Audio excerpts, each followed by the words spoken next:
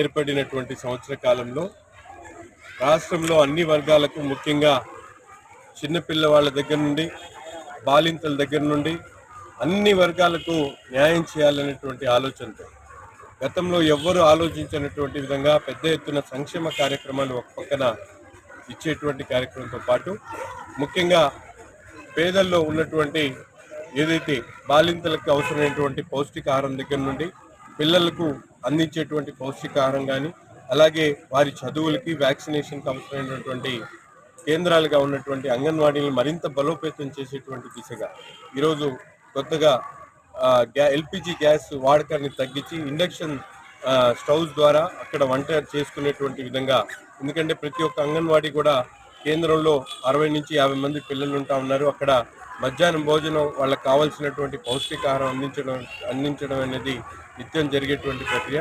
అటువంటి చోట ఈ ఎల్పిజి వాడకాన్ని తగ్గించి ఇండక్షన్ స్టవ్ ద్వారా వంట చేసుకునేటువంటి ఏర్పాటు చేస్తూ ఈరోజు పెద్ద ఎత్తున నిధుల్ని కేటాయించి ప్రతి ఒక్క సెంటర్ కూడా గుంటూరు నగరంలో ఉన్నటువంటి 167 తూర్పు నియోజకవర్గంలో 167 అంగన్వాడీ కేంద్రాలు ఉన్నాయి.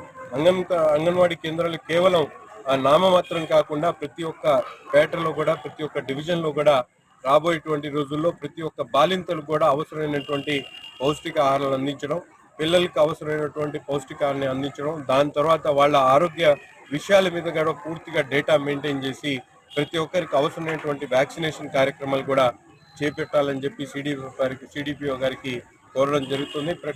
పకడ్బందీగా రాబోయేటువంటి ఒక సంవత్సర కాలంలో నిత్యం కూడా ప్రజలకు అవసరమైనటువంటి అంగన్వాడీలు మరింత పటిష్టంగా పనిచేసేటువంటి విధంగా ఈ రోజు నుంచి నిర్ణయం తీసుకొని ప్రతి ఒక్క అంగన్వాడీని కూడా బలోపేతం చేసి ముందుకు సాగుతాం. తప్పకుండా అవసరమైనటువంటి కొన్ని ఏరియాల్లో, ఇప్పటికి అంగన్వాడీ లేనటువంటి ఏరియాల్లో ఒక 9 ఏరియాల్లో ఇప్పుడు ప్రభుత్వానికి రాయడం జరిగింది. తప్పకుండా కొత్తగా అంగన్వాడీ కేంద్రాలు కూడా స్థాపించబడతాయి.